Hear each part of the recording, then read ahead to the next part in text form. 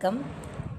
நம்ம இப்போ டிபார்ட்மெண்ட் எக்ஸாமுக்கு சர்வேயர் டிராஃப்ட்மேன் அதுக்கு வர அசிமத் பற்றி அசிமத்தில் டைம் ஷீட் பற்றி இந்த வீடியோவில் பார்க்கலான்றக்கே ஃபஸ்ட் பார்ட்டாக போடுறேன். கோணமானி கருவியை கொண்டு நேரம் சரிதானா அப்படிங்கிற இதை கணக்கிடுறதுக்கு இது பயன்படுது. கோணமானிய கருவியை கொண்டு குறிப்பிட்ட இடத்துல கோணத்தையும் ஆங்கிள், படுக்கை கோணம்னா ஹரிசாண்டல் ஆங்கிள், இதை கண்டுபிடிக்கணும். இதை வச்சு லெவல் மட்டத்தையும் கண்டுபிடிக்கணும். இவைகளை கொண்டு தான் சூரியன் சூரியனை வச்சு எடுத்த கடிகாரத்தில் நேரம் வாட்ச் டைம் சரியாக இருக்கா அப்படிங்கிறது கண்டுபிடிக்கிறது தான் இந்த அசிமத்தில் டைம் ஷீட் யூஸ் பண்ணுறோம். இப்போ நான் உங்களுக்கு இவங்களுக்கு காட்டியிருக்கேன்ல, இந்த வீடியோவில் இந்த பேஜ் காட்டியிருக்கேன்ல, இதில் ஃபஸ்ட்டு எடுத்தோன்னே டைம் ஷீட்டில் டைம் பை சைன் ஆல்டிடியூட் அப்படிங்கிற தலைப்பில் டைம் ஷீட் கொடுத்துருப்பாங்க. இதில் முதல்ல கணக்கில் இருக்கிற மேல் பக்கத்தில் இருக்க டேட்டை எடுத்து எழுதணும்.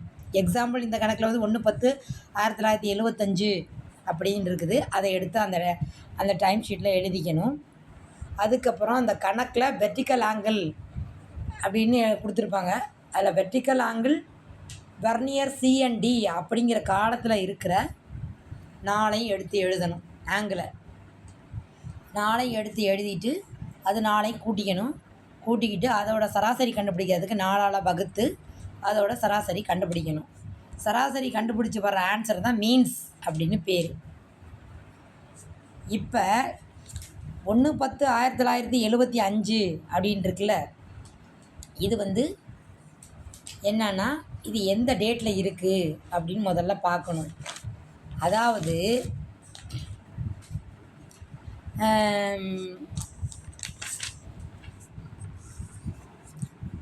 1/10/1925 அக்டோபர் மாதம்.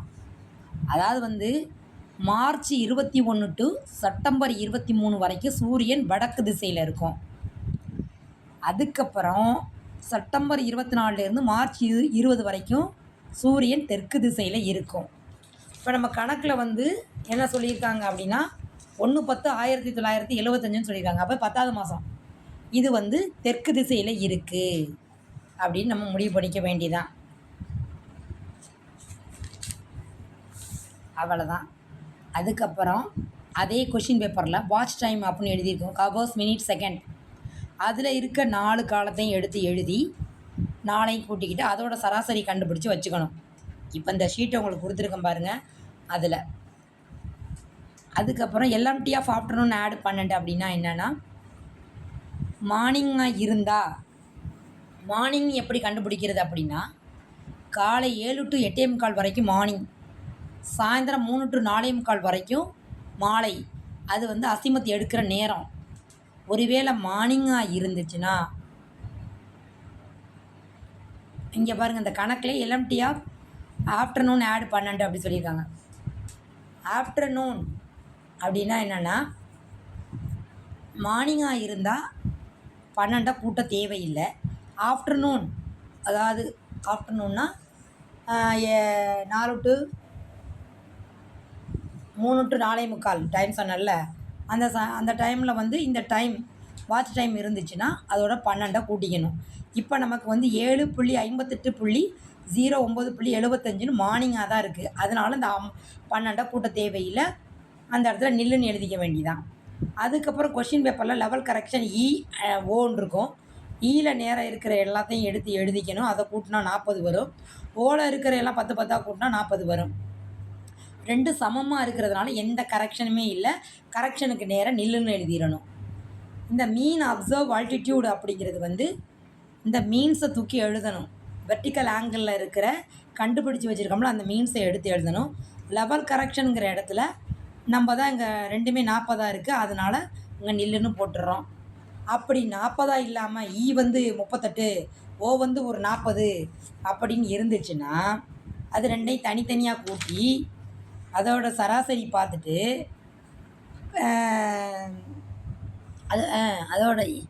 அதோட சராசரி பார்த்துட்டு அண்ட் ஓவை தனித்தனியாக கூட்டி அதோட வித்தியாசம் இருந்துச்சுன்னா அதோட 20 பெருக்கி 8ங்கிறதுல வகுத்து வந்ததை வெர்டிக்கல் ஆங்கிளோட கூட்டி வச்சுக்கணும். இதுதான் கரெக்ட் மீன் ஆல்டிடியூட். அதாவது வந்து அப்படி அண்டு ஓ வந்து வித்தியாசம் இருந்துச்சுன்னா 20ஆல் பெருக்கி 8ங்கிற நம்பரால் கூட்டிக்கணும். கூட்டிக்கிட்டு அப்படி கரெக்ஷன் இல்லை அப்படின்னா அந்த இடத்துல நில்லுன்னு போட்டுக்கணும். அது 2ஐயும் கூட்டி போட்டுக்கணும்.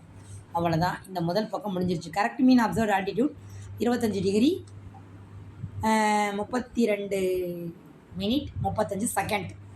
தேங்க்யூ. இதான் முதல் பகுதி. அடுத்தது போடுறேன். தேங்க்யூ.